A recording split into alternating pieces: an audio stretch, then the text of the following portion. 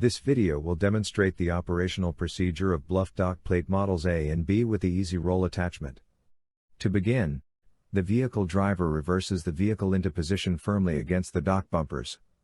The dock operator ensures the vehicle is blocked securely, using either a vehicle restraint or wheel chocks, to prevent forward creep or unexpected departure. Rotate each handle of the easy roll attachments, until it comes to a stop with the adjusting block screw resting on top of the curb. Grasp each plastic hand grip and extend the telescoping handle to its fullest. The snap button will engage and prevent the handle from collapsing.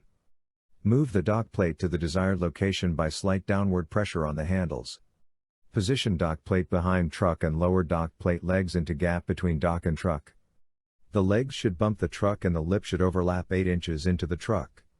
Pull out snap button slightly to allow handle to collapse, and then rotate each handle to the closed position. Now the operator can start loading and unloading.